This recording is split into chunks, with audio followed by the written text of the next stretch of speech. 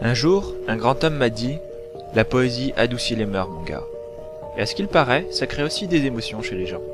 C'est ce qu'on m'a dit en tout cas. Si ça peut rendre les gens heureux, pourquoi pas? Je crois que je vais tenter ma chance alors.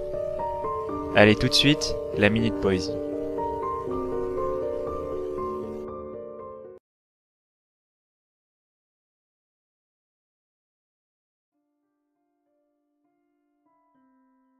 Alors que je traverse cette forêt faite de sapins, j'aperçois à travers les branches une lueur.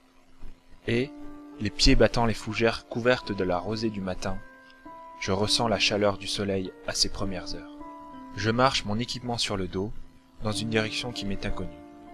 Et, évitant les branches qui griffent ma peau, je m'approche d'une étendue d'eau perdue. Entouré de toutes parts par cette masse végétale, comme prise au piège de tous ces conifères, cette eau calme à l'allure limpide mais glaciale apporte un peu de fraîcheur à la forêt entière. Épuisé par le froid et la distance marchée, je me laisse rapidement tomber à genoux. Alors que je m'apprêtais à me pencher pour m'abreuver, mes yeux me trompent, me laissant croire que je deviens fou. Une femme à la robe blanche et bleutée apparaît hors de l'étang devant moi. Elle m'observe et ne semble point décidée à s'approcher ou à faire quoi que ce soit. Immobile, flottante au-dessus de l'eau, elle me contemple d'un regard bienveillant. C'est alors qu'elle murmure une étrange formule, lentement. Et comme par enchantement, elle fait disparaître tous mes mots. Cette magie qui semblait être générosité m'envoûte soudainement et m'oblige à avancer, les membres comme attachés jusque dans l'eau, me noyant, mon armure me pesant sur le dos.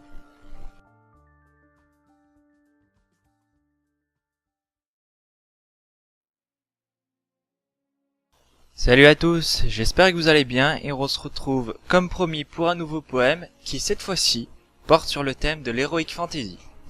Alors avant de commencer, juste une petite parenthèse concernant la qualité de mes vidéos.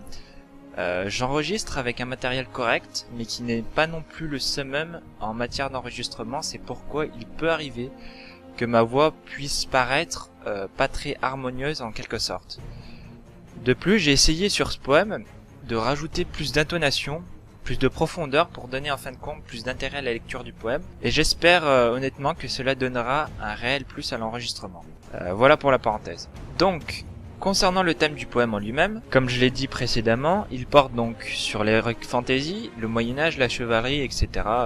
Tout ce domaine-là, quoi. J'ai décidé, cette fois-ci, d'écrire un poème sur ces thèmes, car en parallèle de ma passion pour l'écriture, je suis aussi un joueur régulier de jeux vidéo, et plus particulièrement de jeux de rôle et d'aventure, comme par exemple la série des Elder Scrolls, comme Skyrim le dernier opus, pour ceux qui connaissent. Et je suis aussi un grand amateur de cinéma, de films, et entre autres de films de fantasy, comme par exemple la série, je pense très bien connue, du Trône de Fer, Game of Thrones, ou encore la trilogie célèbre du Seigneur des Anneaux. Voilà pourquoi j'ai décidé donc de développer ce thème.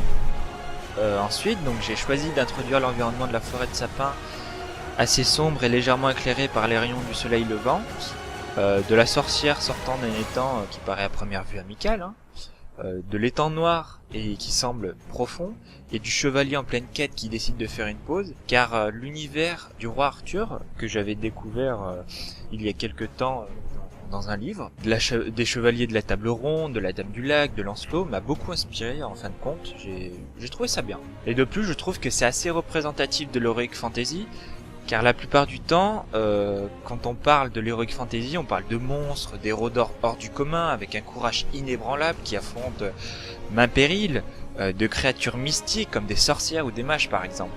Et je trouve, bah là, c'est l'idée qu'on se fait de l'heroic fantasy.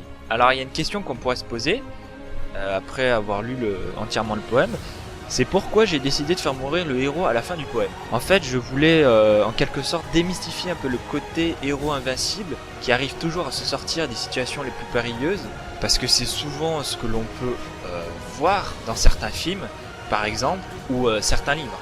Et voilà donc je pense la raison la plus probable de ce pourquoi. Et aussi montrer que le héros tombe parfois sur plus fort que lui-même, même si la sorcière dans le poème qui sort de l'étang n'a pas l'air à première vue dangereuse, comme je le décris, d'une robe blanche et bleutée qui ne fait aucun geste et qui a un regard bienveillant.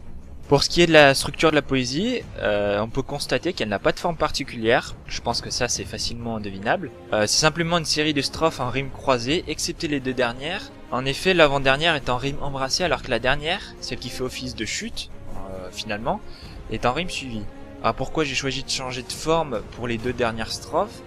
Mon idée c'était de préparer le lecteur à la fin du poème dès l'avant-dernière, et pas qu'à la dernière strophe en vérité. Quant à la chute, je voulais qu'elle se démarque du reste du poème en fin de compte. Et enfin, mes vers ne comportent pas un nombre spécifique de syllabes, car mon but principal quand même c'est de produire des textes qui ont surtout du sens, et je ne cherche pas à faire de la grande poésie comme célèbres auteurs, car c'est tout simplement pas mon style. Voilà pour le poème en lui-même. Il me semble que la vidéo touche à sa fin, et c'est pourquoi je vais vous laisser un indice sur le prochain poème. Et l'indice c'est le suivant. L'indice sur le thème. Quelle liberté est interdite dans une dictature? Voilà en gros pour l'indice. Sur ce, je veux vous laisser. Je ne cesserai jamais de le répéter, mais si vous avez aimé cette vidéo, n'hésitez pas à mettre un pouce vert ou un commentaire, ça me fera extrêmement plaisir. Et surtout, ça m'encouragera. Et ça me montrera que mon travail est apprécié. Sur ce, je vous dis à la prochaine et portez-vous bien. Bye.